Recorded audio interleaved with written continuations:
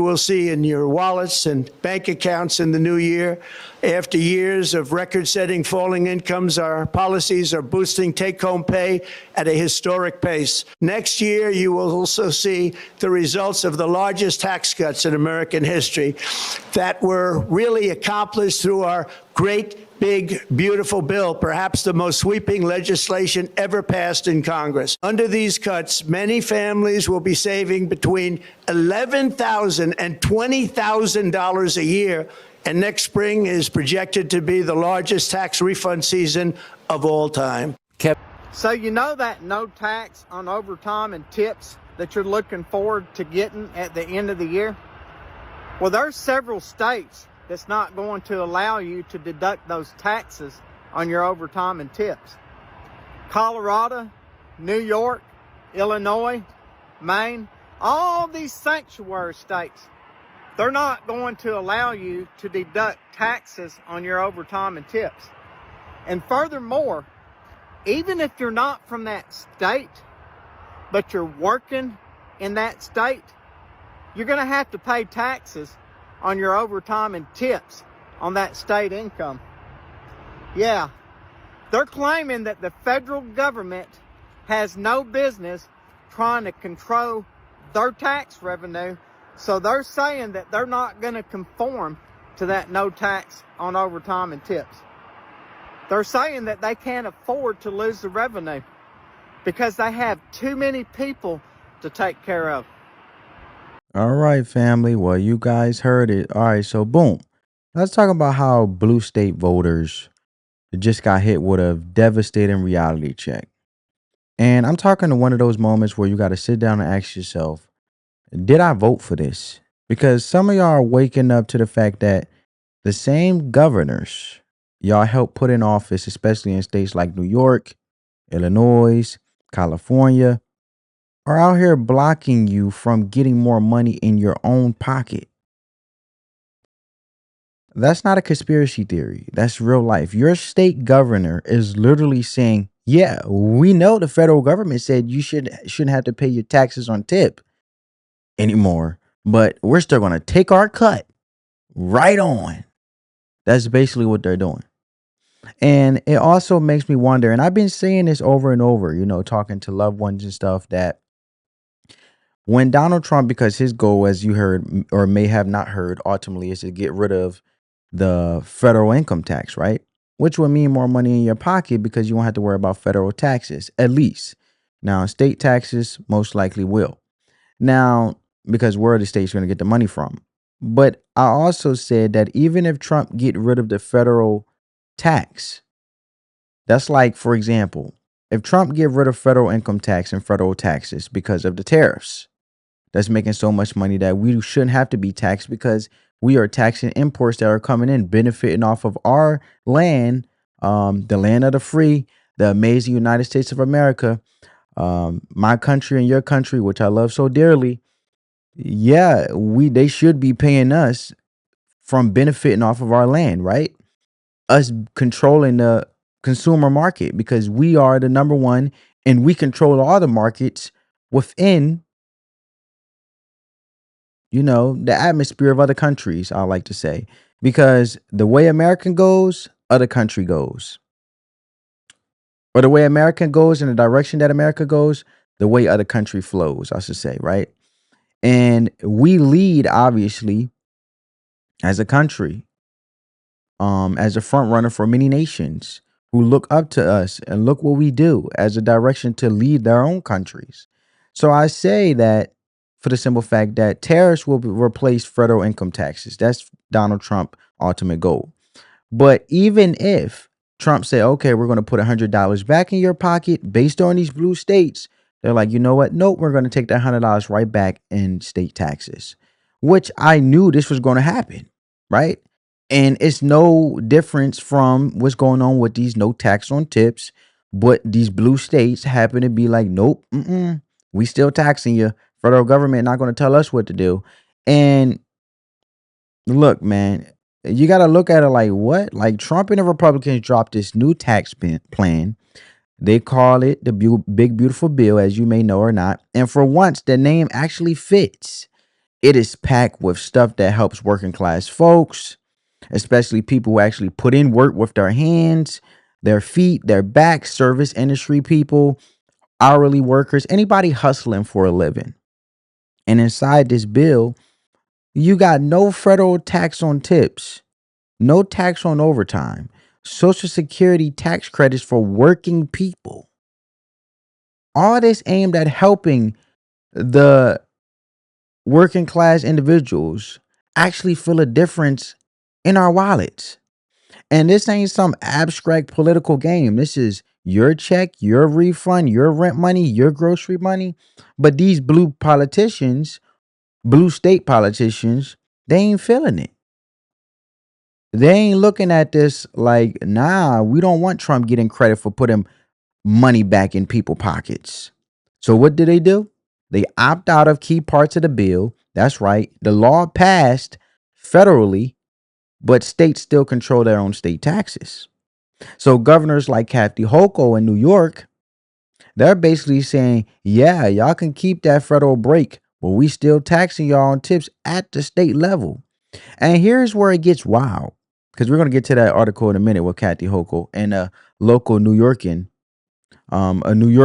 who has a family diner business, and it's been a family chain of the family being in a diner business, and they survive off of tips. And it's a shame, right? How these governors, instead of funding illegals, should actually look at their budget and cut waste, fraud, and abuse if they wasn't sitting here trying to prop up and pay for illegals, right? So it's wild because they say it's because we can't afford it. These blue states is why they're continue to do taxes on tips. Like, really? Y'all can't afford to let waitresses and bartenders keep a little more of their tips, but you got money for illegal immigrants, like I said. Woke nonprofits, bureaucratic fluff, and every pet project under the sun. How do you magically find billions for these things, or for the things that the average taxpayer didn't ask for, but the things that the taxpayer are vouching for and want to happen, you can't make happen? As a public official, lobby in the best interest of your constituents, but suddenly go broke. These local legislators and public officials in these blue states go broke when it's time to help regular people, American taxpayers who pour into the system, and legal migrants keep what they earn. Be honest, is that bad budgeting or bad priorities, right? Matter of fact, let me ask y'all. Let me know down in the comments below. And if you got this far in the video, please give this video a big thumbs up. I'm just trying to pour value into your life and just have a conversation. And I hope you guys are getting some value from this video, truly. But let me ask y'all. Let me know down in the comments. Do you think your state government spends your tax dollars wisely? Look around your city, your schools, your streets. Do you feel like your taxpayer money is coming back to you, or you just feeding a machine that doesn't care about your grind or your hustle? Because I always said that Democrats have been staying in power by creating problems that are manufactured. And then when it comes to election time, hey, I have the solution. We are going to give back tax cuts to the working class people for affordability. Well, I find that very inconvenient, because you found all this money to plug in for these illegal immigrants, right? Which made the cost of living and everything go up, because taxpayers were funneling this thing in these blue states.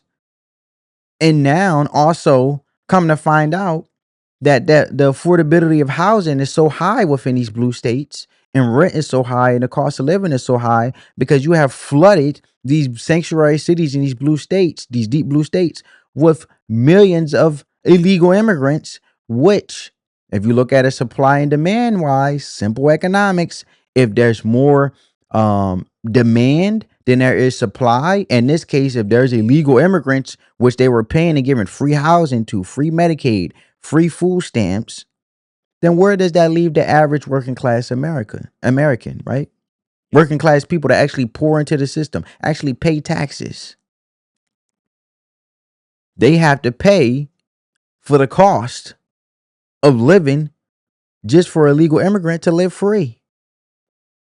because there are so many people in the blue state, and with all this bureaucratic fluff, all these um legal zonings where you have to go through all this red tape just to be able to build housing, and housing is not being built fast enough, but they're constantly being pushed and filled in with illegal immigrants, leaving out the average working class American and the American taxpayer out to dry, where they have to deal with the cost of living, where a average American can't even afford a studio apartment, right? Because the demand is so high, because illegal immigrants are getting it first over American taxpayers. What happened to prioritizing Americans first? This is how far we have come, family. And this is how far the Democrats in these blue states have come, to the point where they don't care about you if they don't have your vote. They're going to find another group of constituents that they can cater to and be biased to keep them in power. You realize they don't want individuals that work hard, bartenders, restaurant servants to the people that are giving a service. You can't even let them have their tips. You know why? Because the simple fact is, they want you to get far, but not enough. The same way why I always say that welfare should be for individuals who are working and may need a leg up, but they're obviously proven that they're trying to do something with themselves, going to school, making the best out of the situation, actually need the money.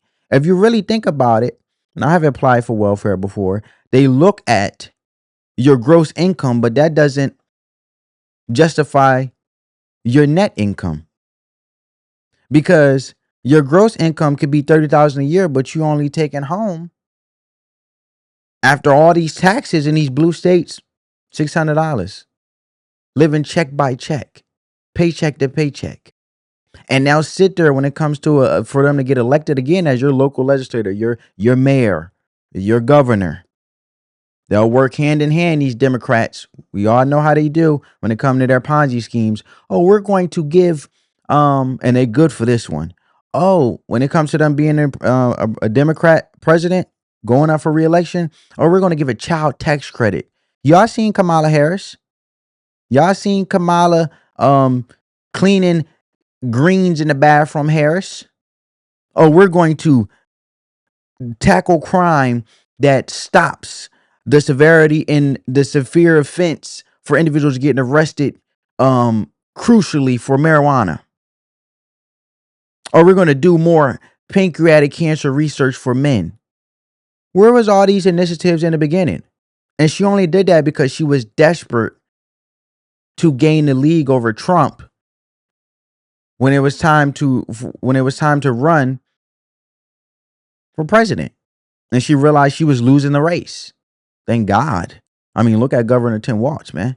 Can you imagine it? We almost had that man by a close shot from being vice president. Thank God we avoided that bullet as Americans. But not to get off track here, but look at Illinois, right? I want you guys to see Illinois. Let's bring in House Ways and Means Committee Chairman Jason Smith. Chairman, nice to see you today. All right, so 2026, expectations are pretty high for what the big, beautiful law is going to deliver. Walk us through this. Tell Americans where they're going to see the money showing up that's going to give them some relief. So next year, you're going to see the largest tax refunds in history for average day Americans. The bill that we passed on July 4th, the Working Families Tax Cut, the big, beautiful bill, it is the largest tax cut in U.S. history. And a lot of the provisions within that bill, such as increasing the child tax credit and making that permanent, increasing the guaranteed deduction and making that permanent. That is something that 91% of Americans use to file their taxes. But we also provided other beneficial tax items like no tax on tips.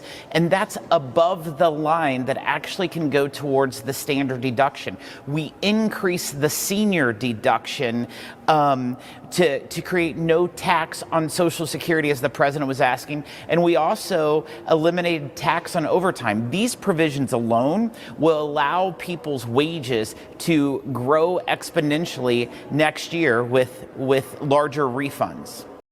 And that was the benefit of the big beautiful bill, right? But look at Chicago, like I was saying. Look at Illinois. And I don't want you to take my word for it because you guys, you don't believe me? You don't believe me when it comes to Illinois. Okay. You ain't got to take my word for it. You ain't got to take my word for it. I want you guys to check out Illinois for itself and what they're saying in regards of these taxes and taxes on tips and so forth. This issue of tax on tips, okay? We all know Illinois is a high tax state with one of the nation's largest property tax burdens, especially. And when those property tax bills came out just a few weeks ago, we pulled in the Cook County treasurer, the assessor. If you were watching us, we tried to get as many different perspectives as to what was going on there. One of the biggest points of contention was how the burden shifts from one group of people to another, or one area of Cook County to the next. The same argument could be made for carving out one industry. So Illinois is adopting the new federal no tax on tips provision. And here to make sense of it all, Manish Bhatt, he is a senior policy analyst for the Tax Foundation. Thank you so much for your time. Thank you for having me. So explain the new federal exemption and how it came to be, first and foremost. Yeah, so the federal exemption, the deduction, is part of the One Big Beautiful Bill Act. And a lot's been written, a lot's been said about that from my organization and others. And importantly, it fulfilled one of the campaign promises to not tax tips and overtime income. And states around the country are really wrestling with how to deal with this and whether or not there's revenue in the or revenue limits that are going to allow for this. And several states have decided to either decouple from this provision of the One Big Beautiful Bill Act or to not implement it, depending on how the state defines income. And how is it that Illinois can opt out? So Illinois, only those states that define income at the state level using federal taxable income as the definition have it immediately incorporated into their tax codes. Those states would have to decouple. Illinois uses adjusted gross income as its definition of income and therefore can choose whether or not to adopt the policy. Now, you've said that while not taxing tips may sound attractive to workers, selective exemptions distort the tax code. How is that? Well, whenever you selectively preference one group of taxpayers over others without adjusting the budget or adjusting spending, you're just shifting the burden onto another group. We see this, as you mentioned, in property taxes, and we're seeing this here. To say nothing of the fact that two individuals making roughly the same amount of money, living in the same city, could pay dramatically different income taxes based solely on the nature of their income. If the individual is earning tipped income, they would be able to take advantage of this deduction. The individual not earning tipped income would be paying a much higher tax bill. So that's a real stark example of two similarly situated taxpayers that have dramatically different tax bills only because of the way they're paid.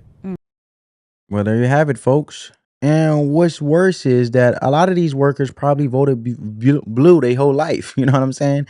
You have some dedicated pro-Democrat individuals. I'm sure you have some of your families. I do. You know, I have been told by a loved one that their belief was vote blue. They're the one that give the most money. To who? Right? Democrats from yesteryear is not the same Democrats today. I can tell you that for a fact. These far left lunatics, Trump, derangement syndrome. But like I'm saying, these workers probably voted blue their whole life, thinking these folks were looking out for them. Now they watching their own Democrat leaders snatch back the tax cut they were supposed to get. Like, bruh, how do you block a tax break for tip workers in this economy with this inflation, with rent sky high and food prices breaking necks, right? This ain't a luxury perk. This is survival money. And you got people out here working doubles, picking up extra shifts, and now they learning that the state is still going to tax their tips. Like, imagine busting your ass in a restaurant all weekend. You take home a couple hundred in tips, and then you look at your check like, damn, where did it go? That's where the state took it. And also, everybody always say Trump, Trump, Trump, Trumpity, Trump, Trump, Trump, Trump. It's Trump's fault, right? Well, Trump is actually is showing you the separation of powers, and Trump is doing all that he can, but he lobbies on the best interest of the country. He can't govern every state, but he said let the states decide. But he have also put in a millions of opportunities and resources to put more money back in Americans' pocket. Now it's going to really show and expose the governance of these public officials, hopefully for you to vote differently within your local legislators and local elections when it comes to your governor and mayors, because now you'll be able to see the difference between states and the impact, and really it exposes how your state been governing and handling money, because it always come down back to the money, and how it affects you based on their ignorance of not having your best interests as you as a constituent within their state that they're governing, right? So, you know, now Trump plan, like I said, says let them keep it.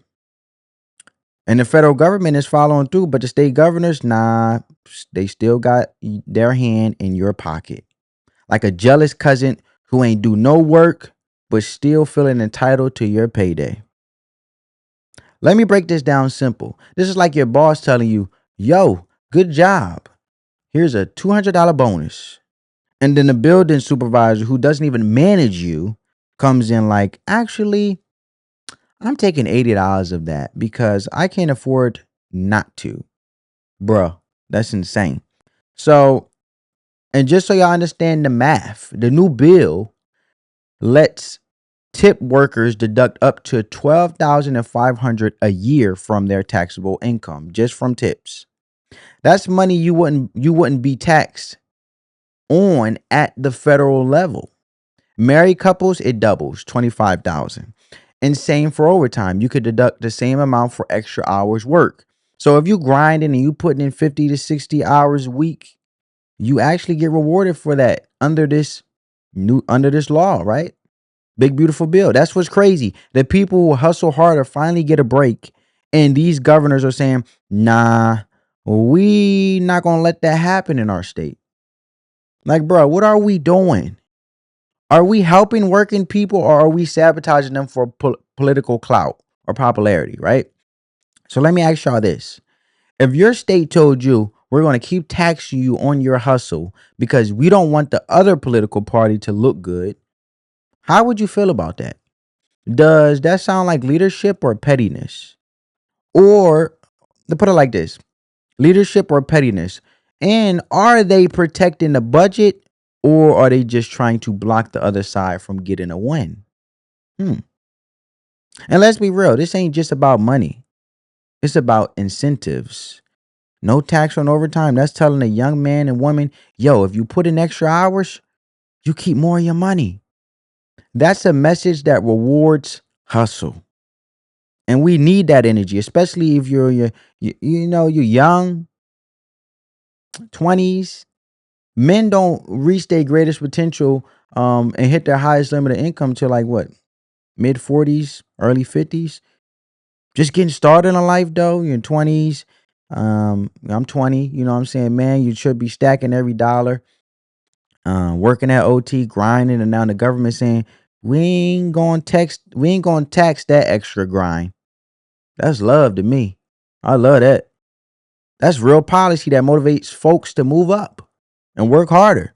But blue states are over here like, nah, we still want our cut. For what?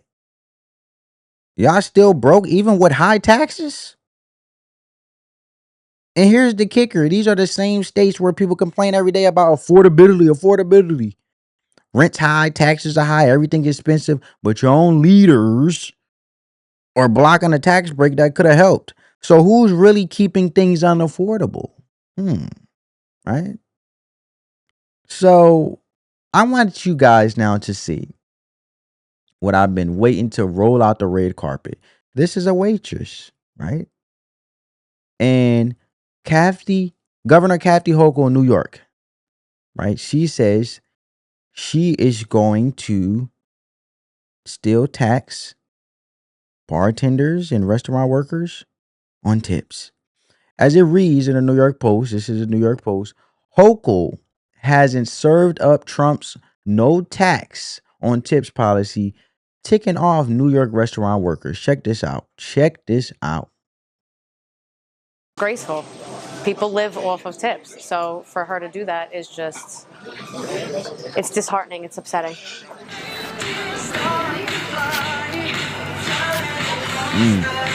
I'm Zoe. I work at the Embassy Diner for 2 years. It's very disappointing. I was looking forward to that when the president was running, so it's a little disappointing. It's all my livelihood. Really, we live off of tips, so getting taxed on them and losing money is definitely a big hit, and it makes living a little bit more difficult. And now knowing that it can't happen in New York is a little frustrating. Frustrated? It's like losing money, so it's hard, especially when everything's so expensive in life right now, and that's my livelihood. That's how I eat. That's how I feed myself and my family. So maybe a couple hundred, close, to like 1,000 possibly, depending on the hours put in also. My mother's been a waitress for 30-something years, and she took care of 5 kids waitressing. So now knowing, if we were to go back and we were younger again and she was leaving the taxes on tips, it would have really affected mine and my siblings' lives growing up. So it's very upsetting. We've been in the restaurant business our whole life, so this is just what we know as diners. My father owned diners, my mom's parents own diners. This is our family's business. There you go, man. And I understand how she feels because the sentiment is a family business has been passed down from her grandparents to her parents and now to her. But the reality is, that the land of the free, I mean, you don't have to necessarily take a job that's taxed on tips. I'm gonna be objective here. You can also choose to get another job where you say, hey, I want to get paid more. You work your way up and you say, I don't want to deal with these tax on tips no more. That is another opportunity, even though I know that's a tough thing to swallow because this is her family business. She wants to keep going. And it's unfortunate, but as it reads, these Scrooges refuse to act on a hot tip.